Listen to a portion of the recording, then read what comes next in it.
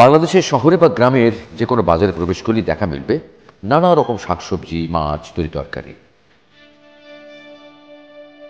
প্রতিদিনের খাদ্য চাহিদা মেটাতেই সব শ্রেণী পেশার মানুষের অনিবার্য চাহিদা এসব খাদ্যদ্রব্যের। যদিও নিরাপদ খাদ্যের নিশ্চয়তা মানুষের মৌলিক অধিকার, যার প্রত্যাশা দিন দিন বেড়েই চলেছে। আশঙ্কামুক্ত খাবার খাওয়া নিশ্চিত হলে খাদ্যের পুষ্টিমানও সঠিকভাবে কাজ করে। আর এজন্য খাদ্য উৎপাদন, প্রস্তুত ও বিপণন প্রক্রিয়া পরিচ্ছন্ন রাখার গুরুত্ব অপরিসীম। খাদ্য সংক্রমণের মাধ্যমে প্রায় 200-রও অধিক রোগে মানুষ আক্রান্ত হয়, যার মধ্যে ডায়রিয়া অন্যতম। বিশ্ব স্বাস্থ্য সংস্থা WHO-র মতে খাদ্যবাহিত রোগে বছরে প্রায় 2 মিলিয়ন মানুষ মারা যায় উন্নয়নশীল দেশগুলোতে।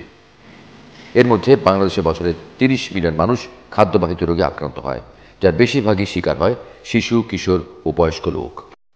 আপনি কি জানেন এই সংক্রমণের প্রধান কারণ কি?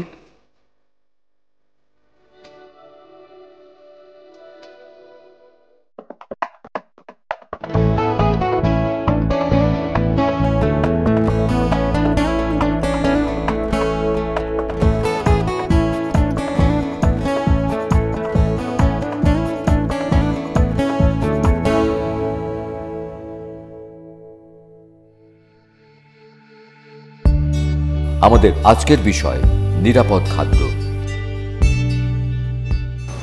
বেঁচে থাকার জন্য খাদ্য অপরিহার্য। আমরা প্রতিদিন খাবার গ্রহণ করে থাকি, কিন্তু আমরা কি জানি এই খাবার কতখানি নিরাপদ, কিংবা কি কি উপায়ে খাদ্য অনিরাপদ হতে পারে? চলুন জেনে আসি নিরাপদ খাদ্যের গুরুত্ব কতখানি এবং কি কি উপায়ে খাবার অনিরাপদ হয়। আজ আমাদের মাঝে উপস্থিত আছেন জনস্বাস্থ্য ইনস্টিটিউটের ফুড সেফটি ইউনিটের প্রধান ডক্টর শাহ মাহফুজুর রহমান। ধন্যবাদ। আমরা জানি যে আমরা খাবার খাই বেড়ে ওঠার জন্য, খাবার খাই আমাদের প্রতিদিনের কাজকর্ম করতে যে শক্তি ব্যয় হয় সে শক্তি পূরণের জন্য। আমরা খাবার খাই রোগ প্রতিরোধের জন্য। তো আমরা যদি খাবার খেয়ে এই কাজগুলো না পাই, আমরা যে উদ্দেশ্য সেটা যদি পূরণ না হয়, তাহলে সে খাবারটা অবশ্যই আমাদের কাছে গ্রহণযোগ্য না বা নিরাপদ না বা মানসম্মত না। খাবার অনিরাপদ হতে পারে যদি এটার দূষণ ঘটে রোগ জীবাণু দিয়ে, যদি এটার দূষণ ঘটে ক্ষতিকর রাসায়নিক পদার্থ দিয়ে, যদি এটার দূষণ ঘটে কাকর, বালি এবং অন্যান্য পদার্থ দিয়ে। এরকম দূষণ হলে খাবারটা তখন শরীরের কাজে লাগে না, উপরন্ত মানুষকে রোগ বালাই, অসুখ বিসুখের মধ্যে ফেলে দেয়। স্যার, আমরা অনেক সময় শুনে থাকি যে ফুড পয়জনিং হয়েছে। স্যার, জানতে চাচ্ছিলাম যে এই ফুড পয়জনিংটা কিভাবে হয় এবং এর থেকে বা উত্তরণের উপায় কী?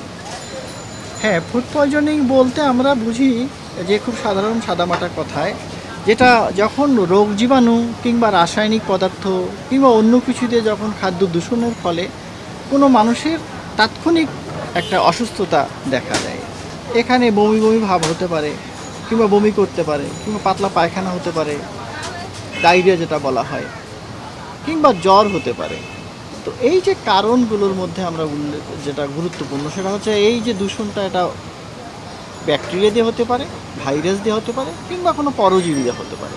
তো এরকম অবস্থায় যদি পৌঁছে কেউ কারো যদি এরকম সমস্যা হয়, তাহলে তো অবশ্যই বমির জন্য তাকে কিংবা পাতলা পায়খানার জন্য ঘরে খাবার স্যালাইন উনি খাবেন, কিংবা যদি দেখা যায় যে ক্ষতির পরিমাণটা বাড়ছে, যত শীঘ্র পারেন চিকিৎসকের কাছে যাবেন, ডাক্তারের কাছে যাবেন, কিংবা কোনো হাসপাতালে যাবেন। বাজার থেকে শুরু করে রান্নাঘর, খাদ্য পরিবেশন এবং খাদ্য গ্রহণে একটি পরিবারের সদস্যরা নানা ধরনের কার্যক্রম করে থাকে। চলুন দেখে আসি এ সংক্রান্ত একটি ভিডিও।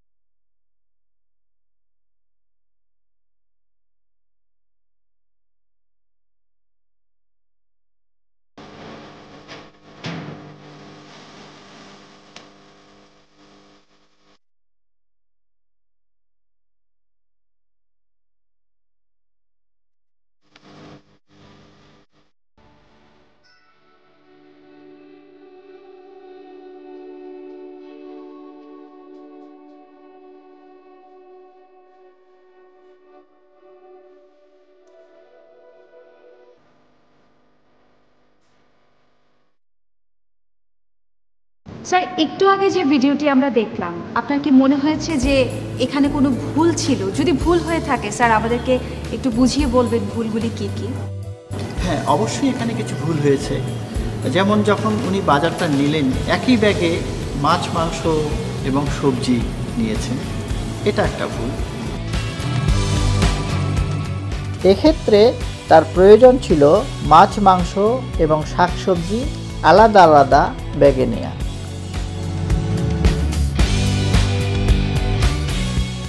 আবার যখন বাজার থেকে বাড়িতে আসলেন, ভদ্রমহিলা বাজারের ব্যাগটা ধরলেন। ধরার আগে উনি বাচ্চার ডায়াপার চেঞ্জ করছিলেন এবং সাবান পানিতে হাতটা না ধুয়েই ব্যাগটা বাজারটা ধরলেন, খরচটা ধরলেন, এটা একটা ভুল। এক্ষেত্রে তার উচিত ছিল বাজারের ব্যাগ ধরার আগে সাবান দিয়ে হাত ধুয়ে নেওয়া।